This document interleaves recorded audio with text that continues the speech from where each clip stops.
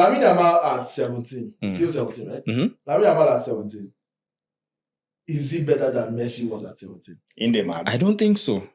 Why not? Because what we're seeing now is that we're seeing a lot of Lamine Yamal. This is his second full season. Yeah. Messi didn't have his second full season till he was 18, 19. Does that not already make him better? No, because at that time, playing a 17-year-old was very, very unusual.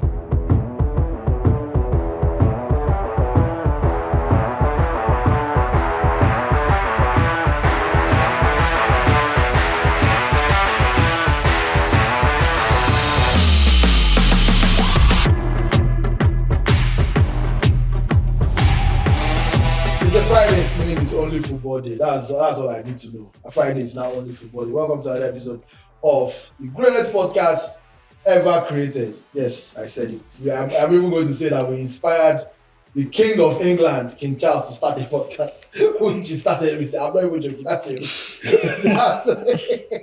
You know how bad the King of England had to feel when he saw only football like that. I have to compete with these brothers.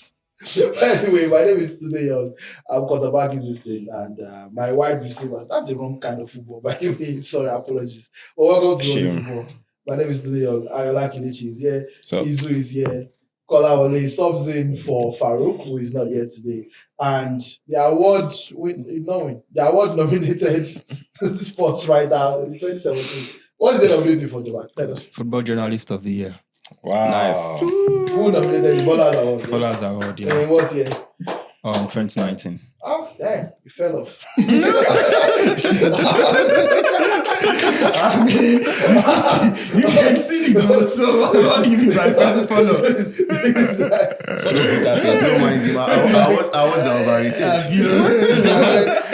went on there with one month. We don't know what again. You know what's player of the month? I'm just saying it, obviously. Paul Sports editor. I call out as well, the man responsible for growth in a lot of areas. Izuchukwu editor as well. Ayoola works here.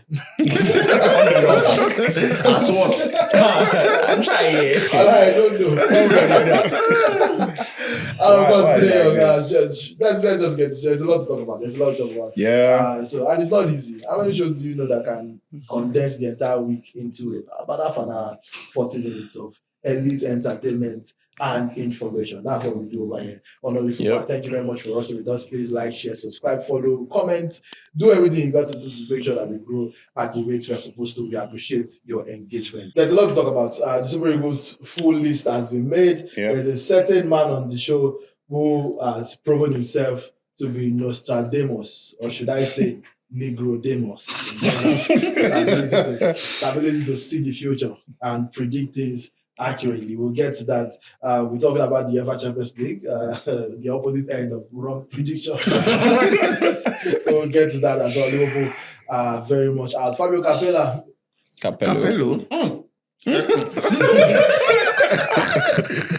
Fabio Capello. These guys are the worst. Fabio Capello made some hateful comments about Pep Guardiola. The same way these guys hate on me on the show. And I see what Guardiola is going through. Greatness. The EFL Cup Final is this weekend. We're talking about that as well. Bruno and Odegaard, the comparison has dominated the internet. That will be happening in injury time. And we'll see if Ayoola has some fun for us to talk about factually. But let's get started. Episode 5 of the Only Football Podcast, baby. Gang. Rock with us. Woo. Let's go. All right. The Super Eagles list has been whittled down from 39 to 23. The full 23 that will be taking on Rwanda and Zimbabwe. As we talked about last week, as we got down to 23, Stanley Nwabali, Amaso Basogi, and Kalde Bankole are the 3 goalkeepers. So, very strong MPFL connection right there. The defenders, William Trustekong, Bright Osai, Samuel Bruno, Imachi, Calvin Bassi, Olaoluwa, and Igo Ogu, who I believe is a debutant, along with Adebayo Adeleye, if I'm not mistaken. In midfield, Wilfred Ndidi, Raphael Onyedika, Alassane Yusuf gets his contractually obligated Super Eagles Sports. Alex Iwobi, Joseph Aribo, I don't understand this, and as boldly predicted by the only football podcast. By the way, we are the only podcast that said this was going to happen. By we, I mean Izu, Papa Daniel Mustafa. The forwards are Samuel Chukwueze, Victor Osimhen, Ademola Lookman, Victor Boniface, Moses Simon, Sadiq Umar, Nathan Tella, and Tolu Arokodare, the fourth debutant, if I'm not mistaken. So, saying as he was very, very right, it's only right to let Izu first of all gloat. In fact, I think we should even play the clip. We should play the clip of where he was confidently saying Papa Daniel Mustafa was going to make it. And after that, Izu now gets the chance to rub it in our face. I think the Papa Daniel guy, Papa Daniel Mustafa, is one guy people should look out for. He's already part of the Super Eagles team. I'll bet the B team, and he's one of the best central midfielders they have in that team. It's good to see that MPFL has a very strong representation, though one of them quite contentious, the goalkeeper, Bankole, because He's not been playing. yes, and he's lost his place in the team. Choice now at Remo Stars, Obasa leading that one there, but he got invited. But Papa Daniel, like I said last week, that when you consider what we have, that there was a chance that he would make the 23. So I was quite happy to see him in the 23. But when you look at the entire list, a lot of issues, very shocking decisions. So I'm not happy with the list, even though you were very correct. Yeah, I'm not happy with the list because when you look at some of the names there, I mean, Omar Sadiq, kudos to him for coming back lately, but if Sadiq Umar could make that list, then there's something, they need to tell us something about Desas, what is he doing wrong? What is Akom doing wrong? I know he wasn't in the provisional. We said that last week. Then we look at the midfield, for goodness sake, Al Hassan. And people see this thing as it's a very sensitive topic, in quotes, when you talk about it, because they believe you are against a particular zone, But the issue is the football. We're talking about players, informed players who are really performing, and then Al Hassan from nowhere. We had to drop Uche. Frank Onyeka is not here. Uche. And these are guys who are really balling for their... Is Rafa Onyeka available? Yeah. Yes, Onyeka is available, but Frank Onyeka, the tank, is not in the team. And then there's this guy who is doing well with Getafe this season. Christian Suche, and he's not there. And then you have Al Hassan Yusuf. The list is mixed reactions from me. But there's Papa Daniel for MPFL. I mean, you do sound quite disappointed. But just to give a little bit of more context, Al Hassan Yusuf this season has played 4 games, one of those in the Belgian league in 2025, and 4 in the MLS, 3 in the MLS for New England Revolution. This season or this year? This year. Yeah. According to Transfermarkt, he's played just 4 games in 2025, and when did he move to New England? In January. Yeah. January. Ending of January. Yeah, so it's 3 games for New England Revolution came in February, and 2 more in March. It started on 3 games, if there's any consolation. So obviously, Al Hassan Yusuf is a big no from I assume the entire panel. But Kola, notable omissions and surprise inclusions for you. Well, I believe you've mentioned Chrisantos Uche, given the quality and the numbers we have in midfield, you would have expected someone, of that caliber. He can carry the ball, he's strong and all of that, he can connect, attack and defense. You look at the options in the midfield, Onyedika is probably the closest to someone that can pass and, just be an all-face midfielder. A lot of people have issues with Alex Iwobi. They believe he's not strong enough, to handle the defensive, side of things. There's all issues like a feminist on Twitter. That's what he said. Which is funny because I still believe he's like one of the most efficient Super Eagles, footballer that we have right now. Where else? I think Cyril Dessers missing out, was quite surprising to, very much. A lot of people. Who else? I think you mentioned Kayode Bankole. You already mentioned Kayode Bankole's inclusion. So, yeah, but the list just kind of feels like the same regurgitated one from, the previous era. And you just have to hope that maybe tactically things will be different, but there's no excitement, with the list or a new name that you say, okay, let's see, what this new guy is going to offer. You know what? I like that you said that and used the word regurgitated because I've always maintained this. The Super Eagles general was fired when? Just before the 2022 yeah. Nations Cup. No, before World Cup, yeah. Before the World Cup qualifiers. Yeah, So like that was against 2021. Ghana, yeah. So before you played that crucial game against me. So let's say Guerrero was in charge since 2021. We had Eguavon, we had Pesero, we had Finidi George, and now we have Eric Shell. That's 5 different managers within a span of 4 years. Within a span of 4 years. These 5 managers all have 5 different philosophies, all have 5 different backgrounds.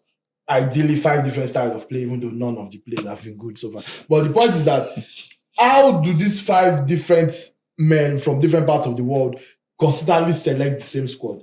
Yeah. Logically, it just lets me know that the Super Eagles manager does not select the Super Eagles team. And it is a hill I will die on. I can't prove it because I don't work for the NFF. And it is also a big allegation to make because that's the Super Eagles. I think we can take hints from certain statements. The former NFF chief, Pinnick, came out to gleefully gloat how he made Musa go to the World Cup against the coach's wishes.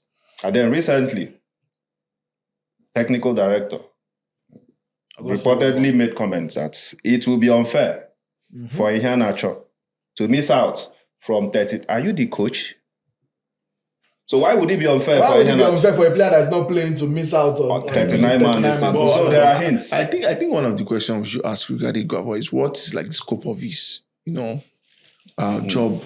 Maybe Joba can help us answer that. Joba, what does a Guavo do for the Super Eagles? What does the technical director do in the Super Eagles context? Directs technically. I'll probably say is the link between the Super Eagles coach and also let's say the NFF, and then the player. So basically his job is to tell Eric Shell to these are the players that I feel they can do the job for the country, you understand? Because again, he's superior. His position is superior to the head coach. Of the head coach, you understand? When Raw was there, Raw was appointed as a technical advisor. So Raw did not really defer to Iguavon. Then you understand. Who was Raw advisor? Raw was appointed as technical advisor. You understand? That was Raw's but to advise who? To advise himself. You understand? They just use it as a term. You understand? Yeah. So Raw was, and if you notice, the pattern of selection of this same player started with Kenneth Vo. So I think Eguavon just picked that up. What I would just say is that this list, yes, you could probably say that Eguavon's imprint is on the list, yeah. But I also think that Shell also went in his own way to call up some players that I feel like someone like Tolu Arokodare. I think it takes a lot of balls to drop Kelechi considering what Eguavon said on Monday Night Football also. One issue that I also have is that I think we are light in defense because if you look at that list also, we have just 3 centre backs. So it probably signifies that we are playing a 3 at the back system, you understand? Wow. But even if you are playing a 3 at the back system, what if someone, one of... I don't even think we can play 3 at the back. I don't see Igor starting. To play 3 at the back, we have to use all 3 centre backs. You need enough wing backs. So it's probably going to be William Trusego and Calvin. Yeah, but someone said probably maybe someone like Wilfred Ndidi could shift into into the center back role. very You understand? dangerous. So there were a lot of issues with the list. I mean, remember was it last week or 2 weeks ago that I said, see, if I'm Richel, I'll do things my way. Yes, I'll listen to what Gavin has to say or something like that. But irrespective of whatever I do, I'll still be judged. What if that option did not exist for him? That's the point that we are making now. I do not necessarily think that option doesn't in Nigeria. I do not necessarily I mean, it would think just so. be a Because more again, difficult option. But yeah, not, because doesn't again, exist. he's not going to overall like change the whole squad. He's still going to call players that he knows, because it's too short. The time frame is too short to make wholesale changes. But the thing is, someone like, we have two strikers of similar profile, Tolu Arokodare and Umar Sadiq. It doesn't make sense to me. I think that's Iguavon. Speaking, I don't see why you shouldn't have called someone like Cyril Dessers, especially when someone like Victor Boniface hasn't really performed at the level that we expect him to perform. The last person that said this on this platform.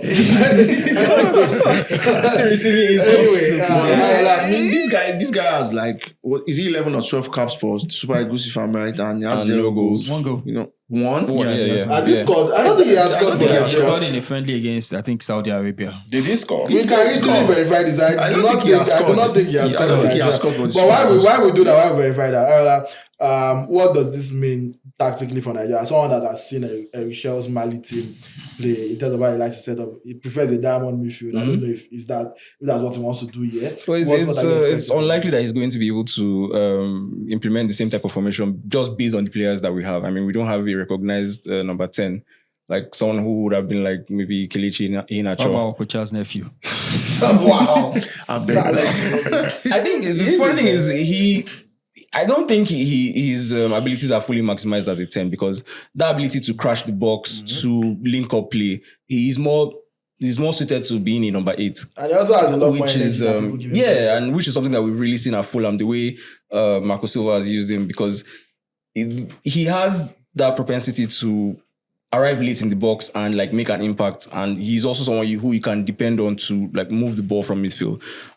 So again, I don't think he'll be able to do the same thing that he did with Mali, and I don't think, because another factor in Mali's team was their high intensity, high pressing, and I'm not sure that we have the players to implement the same type of system. So he's going to definitely have to change it up. Yeah, I mean, when you look at our forwards, and by the time you start going back to the midfield, are they really going to press for 90 minutes? Indeed, he's not going to press for 90 minutes in the midfield.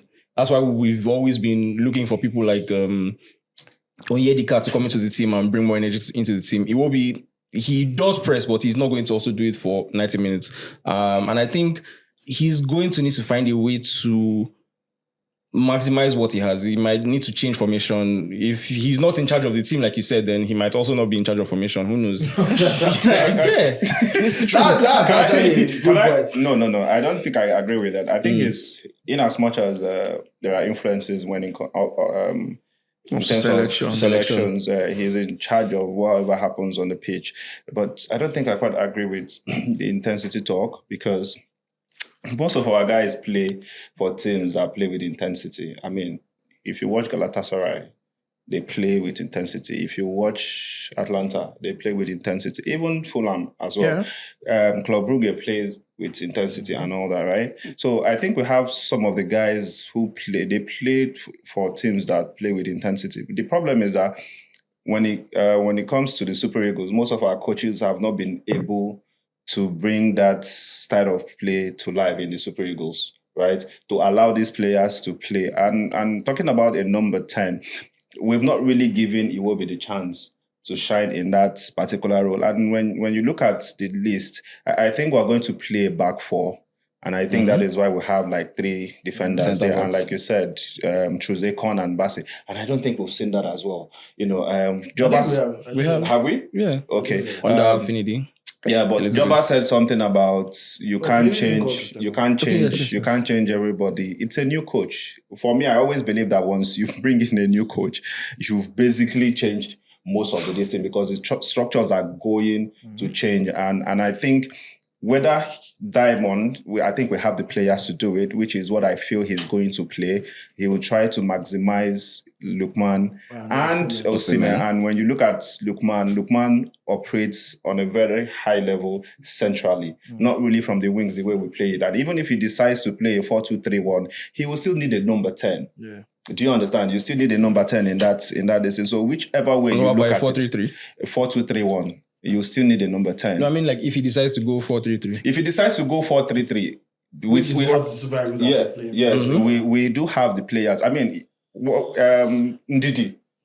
Ndidi's best this thing in recent time came as a number 8. But we don't use it. Anyway, let's talk expectations. And by the way, before we do that, I have to say, Joba does show us why he ends the big box. Victor Boniface does score. Yeah, he did score against Saudi Arabia. So yeah. I mean, as a managing editor, how many apps? One goal in 11 appearances. So. That's how it has 2 in 5. That's a lot of talent. For Nigeria? Yeah. Oh, okay. So something is actually wrong with it. Yeah, for the fact that Desas has his wiki page, you need to update it. Yeah, Wikipedia is. The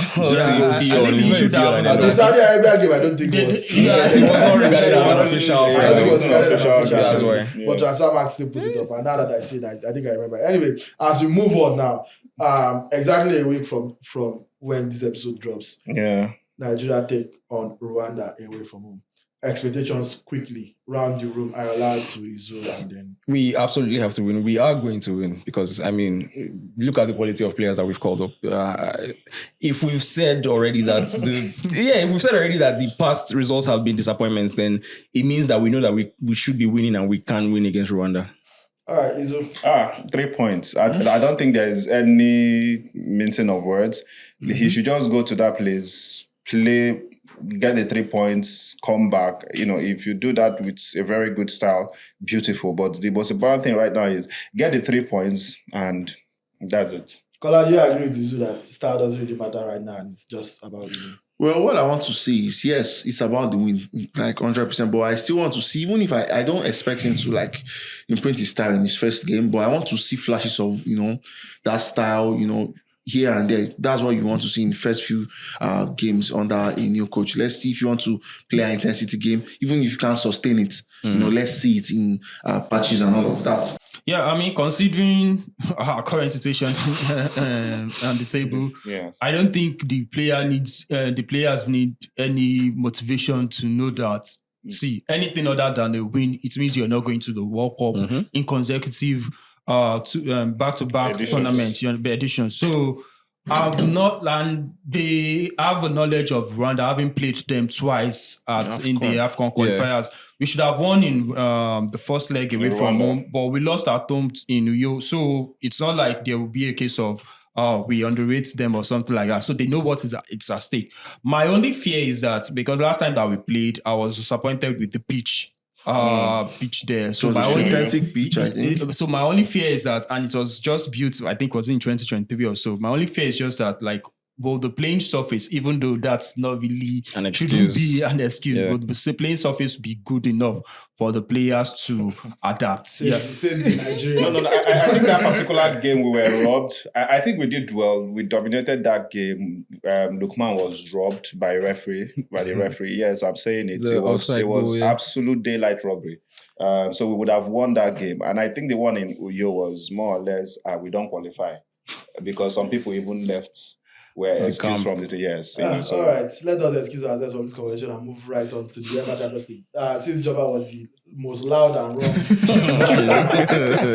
Joba Clearly, I have to agree that I was with him. I also agree that Liverpool were going to. I said Liverpool were going to win both legs. I mean, Joba is a Liverpool fan, so he can say that. But like, what's your excuse?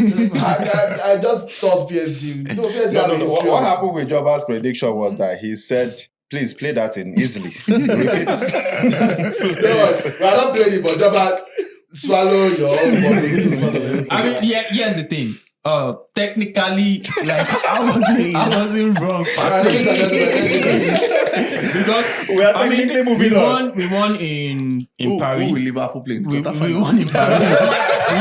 But I mean, on paper, you probably say Liverpool have the better squad, have the better players. It's just as which paper? On paper, you look at it, but you just look at the balance of play over 2 legs. 120 minutes at Anfield, 90 minutes in Paris, you would probably say, yes, Liverpool didn't do enough to win that game. But that first leg, the worst football you've seen Liverpool play in recent memory. In recent memory, Under Arne Slot. yes. Even on that club, I can't remember. I mean, they one were, shot on goal. yeah, they were totally outclassed, 29% outplayed. You understand? possession. So that was really poor. But I don't think I entirely agree with Liverpool having a better squad, holistically compared to PSG. I think what is Say what it I well. think man for man, they he said on probably paper. do. I think what Liverpool have over them is like defenders. When you look at that midfield, these guys are ballers. They're Vitinha, João Neves, and the likes, Fabian Ruiz, ballers. Liverpool have Gravenberch, McAllister. These are guys that, yes, They arguably have a better attack too when you think about it. yes, they have Dembele, they have Liverpool Kvaratskhelia just and have all of Salah. that. Dembele is having like I the also wonder season what's of going his on. life. Yes, As Salah in is also Salah. having the season of life. But you look at the spread of the goals. You still have the guys like Dembele has 30 Bakola. goals, right? You have Bakola there, even though that guy That doesn't goes score and much. Ramos who is not even playing. I mean, so Again, they have, why they are have you mentioning people who aren't playing? These guys refreshed their wing in that game, like in second leg twice. There's a duel of the bench. I mean, they brought even the Asian or the guy. That game should have ended in the first leg. You mean exact that's what the first Even leg. in the first half of this second leg, Yeah, they should have scored more than one. Yeah, they Liverpool were just lucky to be in the game. Joba is just there trying to be this thing because you're a Liverpool fan. on paper, so maybe Even on paper. Even in P. Even Even on PlayStation, there's no way. so headline Liverpool out of the Champions League, good for them. PSG advanced to the quarters.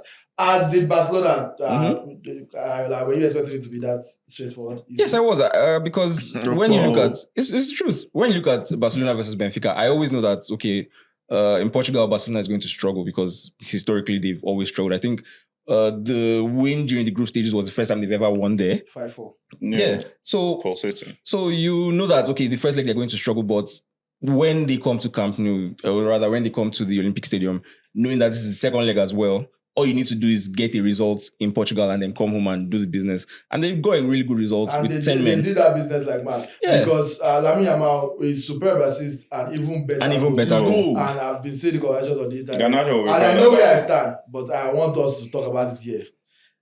Lamine Yamal at 17, still 17, right? Mhm. Lamine Yamal at 17. Is he better than Messi was at 17? In the man. I don't think so. Why not? Because what we're seeing now is that we're seeing a lot of Lamine Yamal. This is his second full season. Yeah. Messi didn't have his second full season till he was 18, 19. Does that not already make him better? No, because at that time, playing a 17-year-old was ballers very, there. very unusual. And they You were... sound like a baby right now. Let me know. No, it's a matter of like what they have now.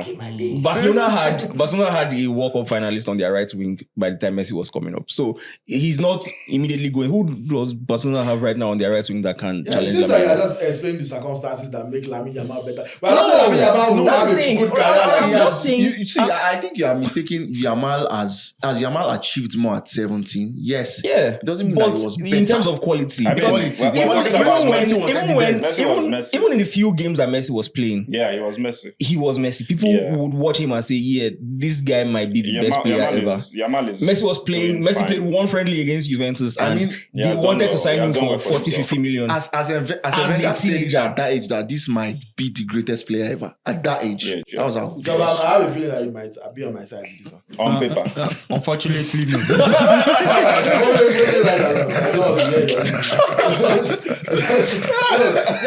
Yes, but let me just explain myself before we move on.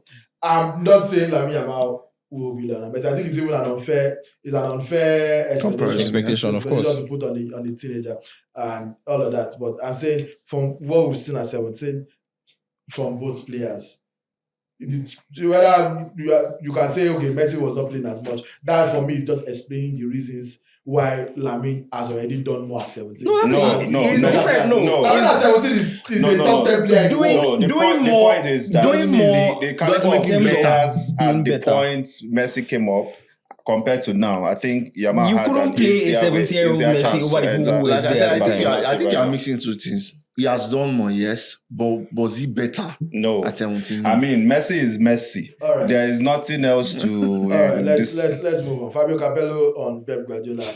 said a lot of hateful things, in my opinion.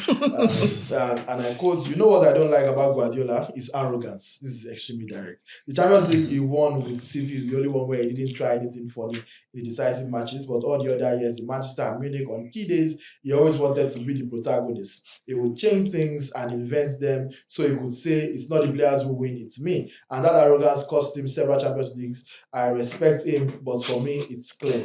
Besides, even if it's no longer his fault, he has done a lot of harm to football because everyone spent 10 years trying to copy him. It ruined Italian football, which lost its nature. I said, stop, you don't have Guardiola's players. There were also the absurd ideas that that was all there was to do to play well. A disaster and also a boredom that made many people flee from football. They only have to watch the highlights. Why are you going to watch 90 minutes of passes and horizontal passes without fighting, without running? Unfortunately, football is changing. First of all, Spain changed it by winning the European Championship with 2 wingers and playing fast. The biggest Guardiola hater on the planet, but the second biggest on this show. Joba, what do you think about what your colleague said? I mean, yeah, I agree to a certain extent, especially when it comes to trying to change things when there is no need to in big games. I think that cost him in the Champions League final against Chelsea. You understand? I mean, just do what has been working for you. So I think Capello is right in that regard. But I do not agree that, yes, he changed football for bad or for worse. Because, I mean, if you look at it, I think the best part of football in terms of enjoyment and all that has been when, in the last, let's say maybe in the last 20 years, has been when Guardiola came on board. His Barcelona team with Messi, Eto'o, Henry, they were brilliant to watch. So I'm not going to say change football. Yes, is it a bad thing that coaches are picking up his styles and all that? Yes, but that's not. I mean, you can't blame him for that. You understand?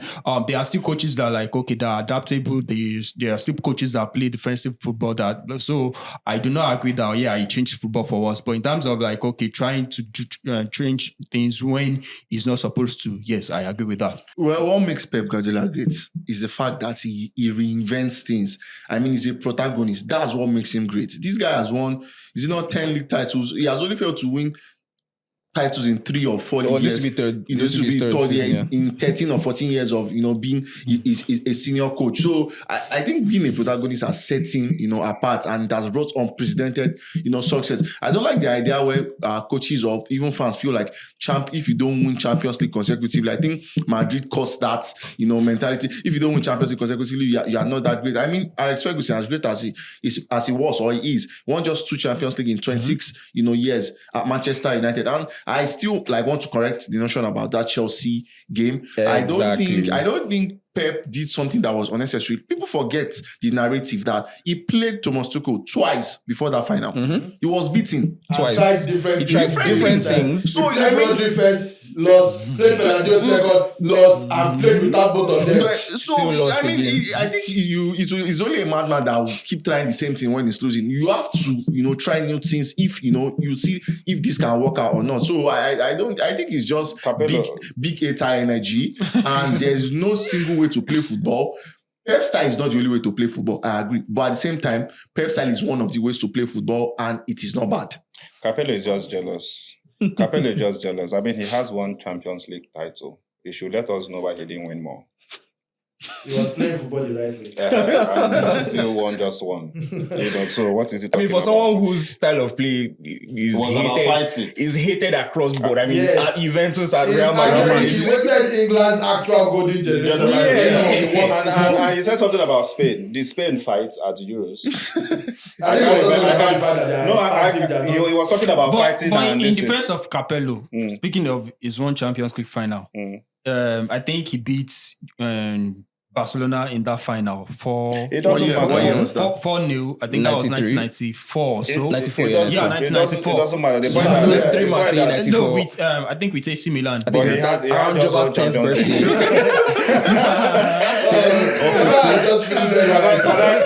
Can I summarize something? The copying of a thing. I mean, I can't remember Pep telling anybody to copy him. It was just Or being even Pep. saying that his style of play is the best. It's to his honor and this thing, name that people found what he was doing admirable. I wanted to replicate That's it. how football has always been. Been, yes, you Everybody find just something you like. follows the most Yeah, I effective remember tactic. when Conte why came would with you? the Why would you? 3-4-3. The man was winning regularly, scoring goals. His team will be scoring goals, winning, dominating. Everybody just tried to replicate Yeah, the most when- effective. When that. Antonio Conte came with the 3-4-3 to the Premier League, the next season we started seeing more teams trying to do the Yeah, same because thing. he Even that won. same season. That same season, All right, teams guys, tried to do the same thing.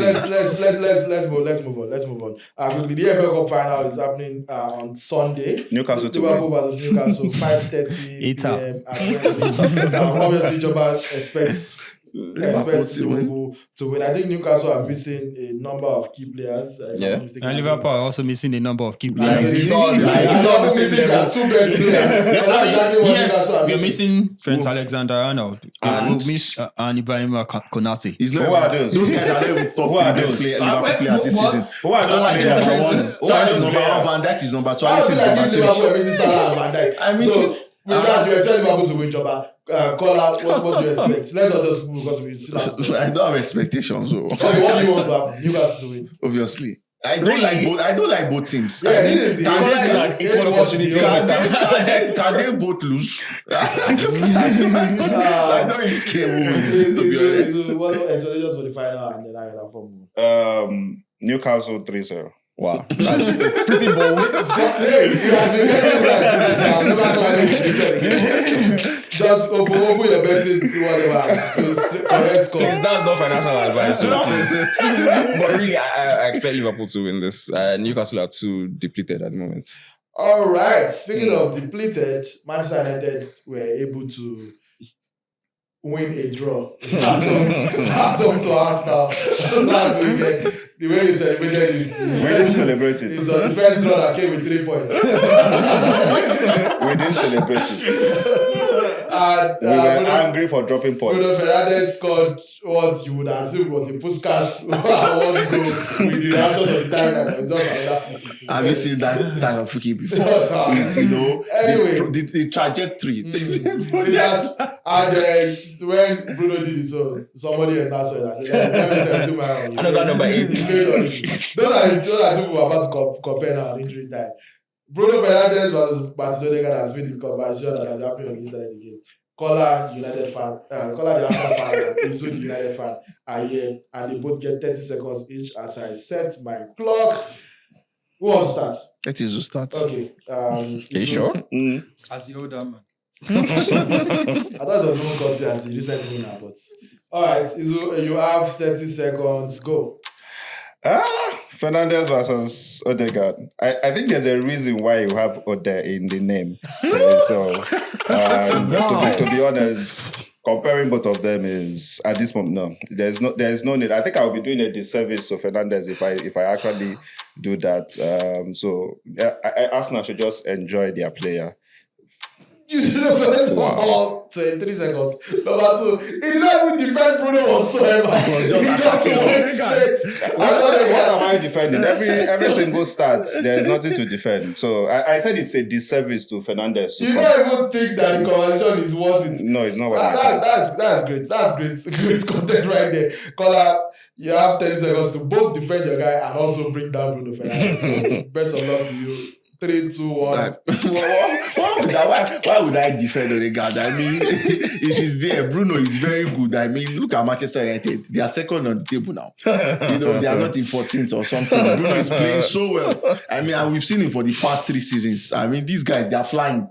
Bruno is like, he should have been nominated for top 3 Ballon d'Or and everything. He's so good. And look at Odegaard, such a bomb. Captains his team to, you know, title challenges every year in the Champions League. Such a bomb. I mean, he does. Title challenges. That's the effect of my title challenges. I didn't know it was Arsenal versus Man United. Look at the previous season. I think he was nominated for like top Didn't he win Arsenal Player of the Year? Arsenal player. Anybody can. First of all, you lost. Badly. You only have 30 seconds. You said you did have 30 seconds for sarcasm. You don't say one to the favor of your player. I think Odegaard should actually send me one because I tried to defend him. You did United versus Arsenal. We have to go. They are already waiting for us with cane and knives behind the cameras. Good thing we have a nurse in front of us. There are no fun facts in case you were wondering. Actually, I saw a pretty fun fact. Yes, I think that should be the fun fact, right? In Malawi, no, that was still getting to this thing. But let me find this real quick. Apparently, in Malawi, armed robbers have a specific dress code. And ladies and gentlemen, it is appropriate.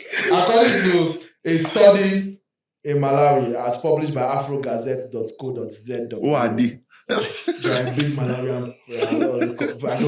Child, the headline says most thieves wear Arsenal jerseys. I mean, are you really surprised? Before the start of the season, Arteta, he employed thieves to rob. He employed thieves. Big pockets. So they already have a collaboration.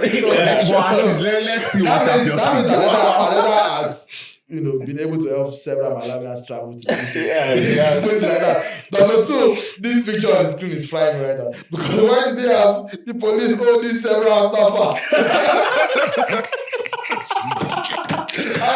No comments. Us up with the real fun facts so we can go. Right, I so, don't do that BS you did last week. And I'm sure You they guys have are just- Odegaard behind.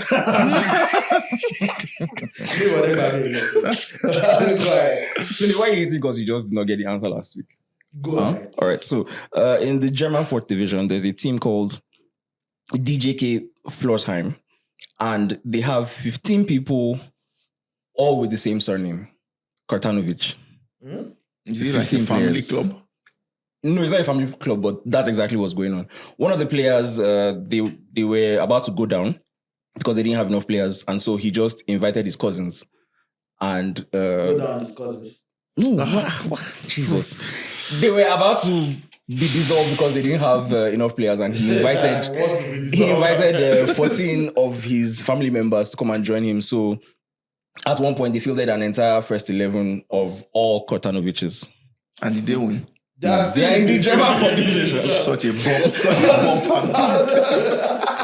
What was the use? No, that's actually a very nice fact. I wish there was a way we could verify because I don't trust that. Just to make it So stop. they actually have an Instagram page where they went on interviews talking I'm about it. sure we'll put that up on the screen. Thank you very much, ladies and gentlemen. We've done it again. Another successful episode brought to you. By 4 fat men and Izu. Yes. I'm trying. I always say Farouk is not here, but look at the song. He's even more bigger than Farouk. Yeah.